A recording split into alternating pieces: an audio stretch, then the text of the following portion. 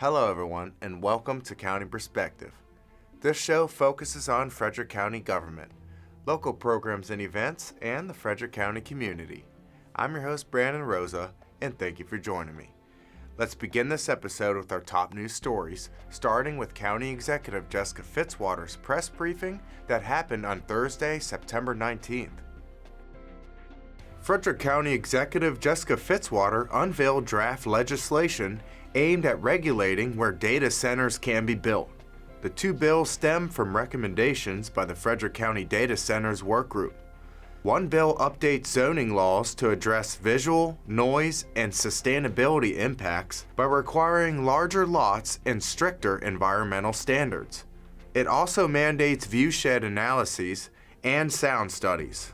The second bill creates a floating zone for data centers, which would be limited to industrial areas within 2 miles of high voltage lines. Approval would require input from the Planning Commission and County Council. Fitzwater has requested a County Council workshop on the legislation for October 8th. The Middletown 50+ Community Center officially opened on Thursday, September 12th. Located on Prospect Street in the former Middletown Branch Library, the new center offers activities like bingo, book clubs, and art classes, along with internet and computer access. The programs and services provided by our Division of Aging and Independence contribute greatly to the quality of life of our residents. Everything from serving our seniors, to our veterans, to adults with disabilities and caregivers, our team is truly there for our community. This is a 5th center in Frederick County designed for residents aged 50 and older. Joining facilities in Brunswick, Emmitsburg, Frederick, and Urbana. There are also virtual activities. Overseen by the Division of Aging and Independence, these centers aim to reduce social isolation and enhance the quality of life for seniors, veterans, and people with disabilities.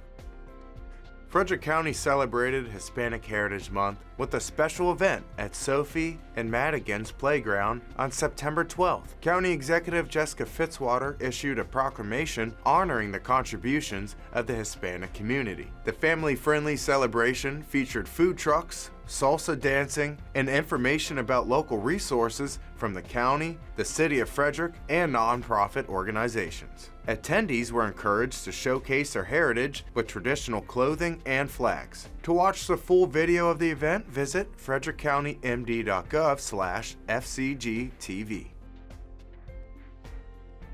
On the opening night of the Great Frederick Fair, the Frederick County Office of Agriculture hosted the annual Agriculture Awards Ceremony. This year's award ceremony recognized 4 winners. Potomac View Farm received the Farm Family of the Year Award. Patty Sandville received the Ag Advocate Award. The Ag Business Award went to C. Basil Grossnickel Insurance A Division of Blue Ridge Risk Partners, and Emma Jagaz of Moon Valley Farm received the Young Farmer of the Year Award. The winners of the Agriculture Awards were selected between the Agriculture Business Council and the Great Frederick Fair's Agriculture Education PR Committee. The award recipients were selected from their outstanding work both in the community and in the ag industry.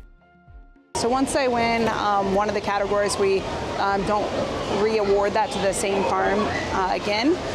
But we've been giving the Farm Family of the Year for 44 years, actually here at the fair. The Ag Business and Ag Advocate of the Year has been for 18 years, and the Young Farmer is in our 8th year. The fair is a great way to celebrate agriculture. It's the largest agriculture classroom in the county, and throughout the week, there's all kinds of celebrations of agriculture. I feel just really grateful for the support of the Office of Agriculture and for the support of all the other farmers who have mentored me to teach me how to farm and to help me grow my business and foster these connections. So it's taken a whole community to help my farm grow and expand, and I'm really grateful for all of it.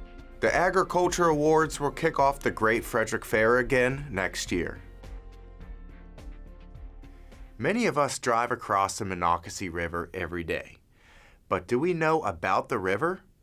Did you know it stretches almost the entire way from Pennsylvania state line to Virginia? With a river that size, there are plenty of activities we can enjoy on the water. Watch this newest episode of Destination Frederick County to learn more about this beautiful river. Meet Dan. Dan is an adventure enthusiast who loves kayaking on the Monocacy River. Why? Because it's the perfect mix of calm water, abundant wildlife, and serene beauty. Plus, he's secretly trying to out-paddle the fish. Then we have Dan. Yep, this is a different Dan. He loves getting out on the Monocacy to fish. These waters are some of the best places to fly fish in the state of Maryland. Dan's got fish stories that'll keep you hooked. And finally, there's Matt. Matt is the park ranger who knows everything about the Monocacy River and the land around it, from its rich history to its hidden gems. He's like a walking encyclopedia, but with better stories. Let's dive in and see why the Monocacy River is the place to be.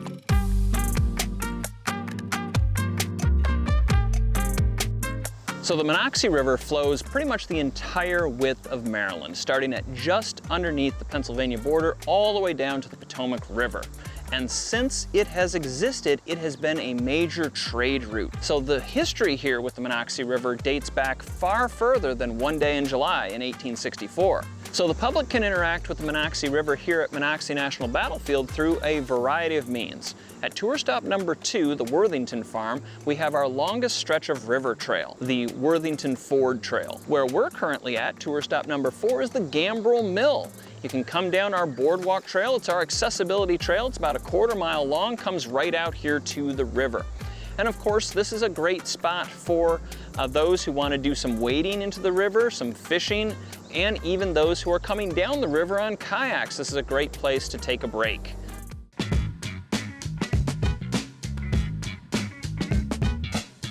I kayak on the Monocacy River at least 4 times a year. I enjoy kayaking here because of the ease of being able to put in and take out. You know, when we take our kids with us, those are all very memorable trips. The number of people who will come to these parks and just fall in love. You know, there's wilderness in every single one of these, watching the hawks and the herons and any of that stuff. I've literally watched bald eagles come down in the middle of the river, snatch fish and fly away. And occasionally you can see somebody fishing and watch one of the night herons come down and steal their fish right out of their hand. I moved here in 1989 and realized what a mecca for fly fishermen Frederick County could be, with the trout streams they have in the spring, and then the summertime fishing for the smallmouth, and then you always have that opportunity to fish the tidal rivers for like the shad in the springtime or the stripers in the fall. The Monocacy River is primarily a smallmouth bass river, but it has a lot of other warm water species, probably most notably the catfish. It really is a great community resource. When we arrived at the park today, we could see people wading in the river in the summertime. People enjoy it for more than just fishing, but for the fishing community, for the Potomac Valley fly fishermen, it's kind of like our home river for bass fishing. And yes, we have the Potomac River, we've got the Susquehanna River, and even the Shenandoah, which are great smallmouth bass fisheries. In the summer, the Potomac Valley fishermen turn their sights to the bass, and the Monocacy River is close to home, and it's just easy accessible with the Monocacy River Water Trail. It marks all the points that we can get to either put in a kayak or wade. Because it's the second largest tributary of the Potomac River, it's got good flow even in the summer. Predominantly, you can fish it year-round, unlike a lot of the streams that dry up in Western Maryland during the summer. We would love to have you all come out to appreciate and to visit the Monocacy River and check out the waters there and really just enjoy yourself while you're here.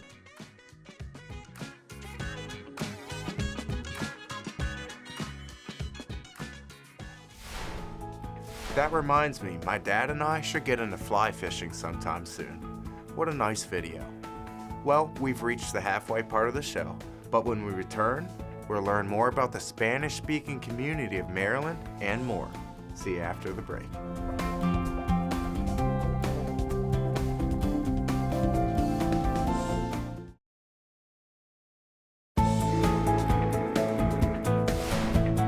Welcome back to County Perspective. I'm your host, Brandon Rosa. Coming up, we'll learn about Maria Herrera and Natalie Chaffee in honor of Hispanic Heritage Month. But before we do that, let's take a trip to Animal Control and Pet Adoption Center to see who our Pet of the Week is this time.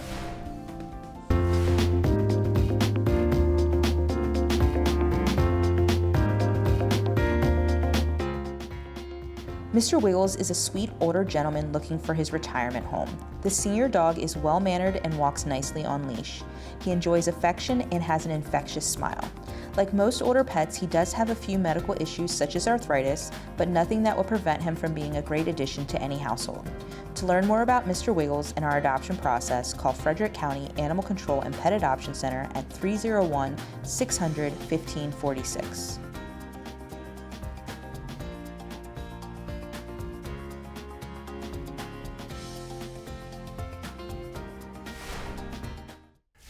Earlier in the show, we learned about the Hispanic Heritage Month celebration event hosted by Frederick County government.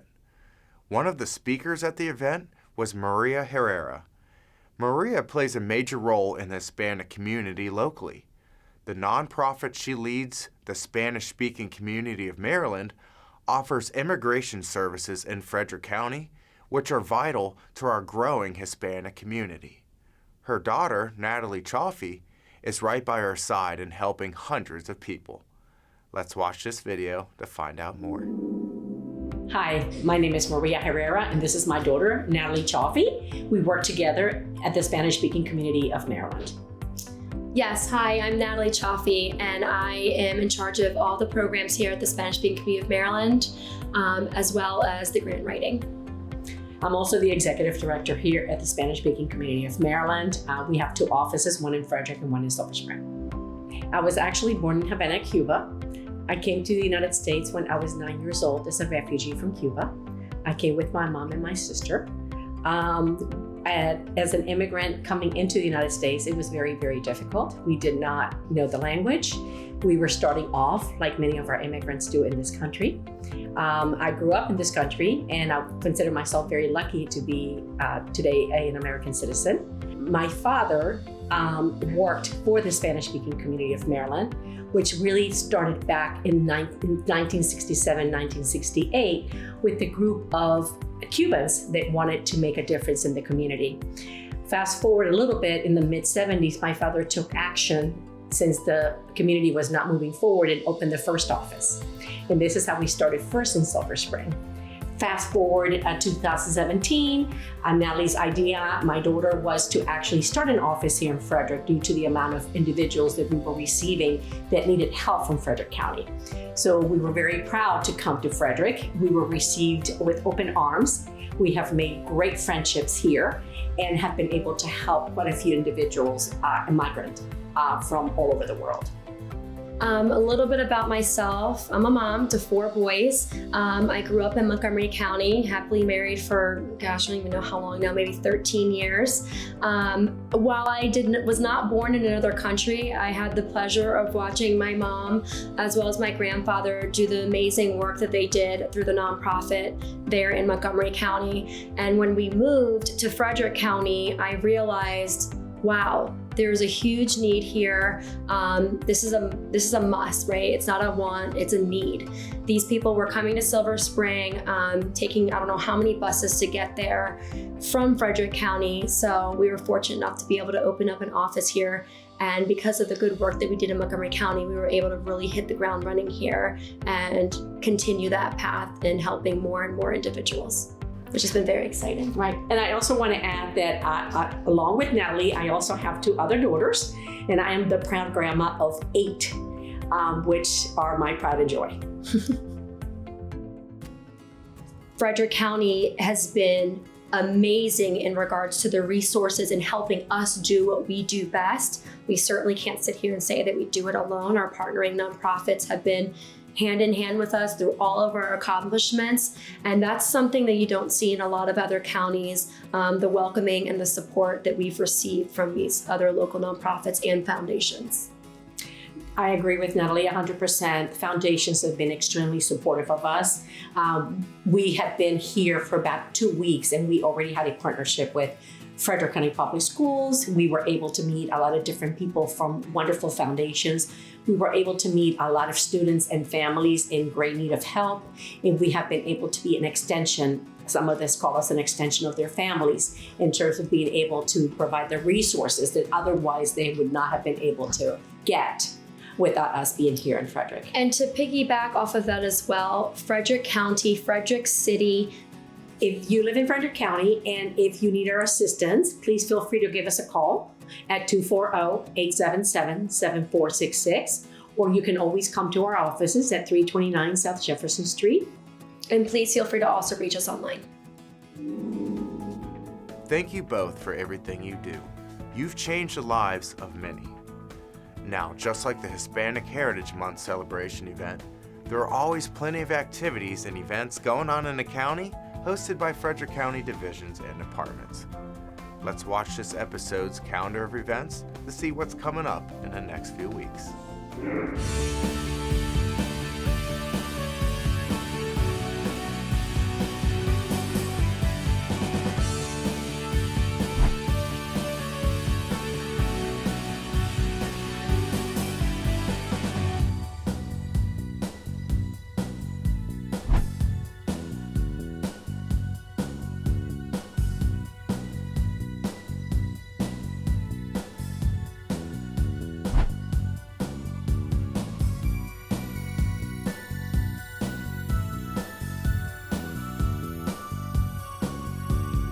To find out more about future events and activities, just visit frederickcountymd.gov.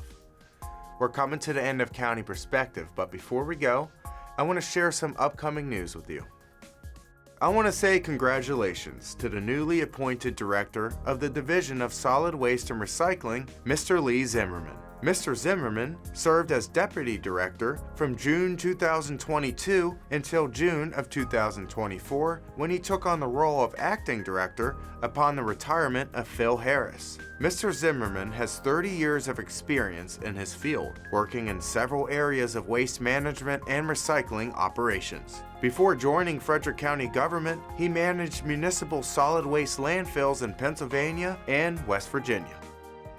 Let's give another congratulations to Frederick County Sheriff's Office Corporal Brady Parson for earning the Deputy of the Year award by the Maryland Sheriff's Association for his notable service in 2023. He was presented the award at the annual Maryland Sheriff's Association Conference in Ocean City in September. Corporal Parson earned the award for his contribution to his profession. Last year, Corporal Parson made 67 arrests, including 37 criminal arrests, 20 warrant services, and 10 traffic arrests. To add to his skilled and dedicated achievements, Corporal Parson seized over 349 grams of cocaine, 80 grams of fentanyl, and recovered 2 stolen vehicles. Corporal Brady Parson has been with the Frederick County Sheriff's Office since 2017. County Executive Jessica Fitzwater invites the public to her annual Legislative Town Hall to gather input on the county's priorities for the Maryland General Assembly's 2025 session. The Town Hall will be held on Monday, October 7th at 6 p.m. in the first floor hearing room of Winchester Hall. County Executive Fitzwater will be taking her legislative priorities and the feedback from the public to the upcoming Maryland General Assembly that will begin on January 8th, 2025. If you can't make the Legislative Town Hall in person, voice your opinion that night by calling 855-925-2801 and dial meeting code 8634. This event will be live on FCG-TV's Channel 19 and 1075. For more information on the Legislative Town Hall, visit frederickcountymd.gov/legislative town hall. Well, everyone, that concludes this episode of County Perspective. If you want to stay up to date on important news and events going on in the county, follow Frederick County on social media at FredCoGovMD. We'll see you next time with a fresh look from a county perspective. Take care, everyone.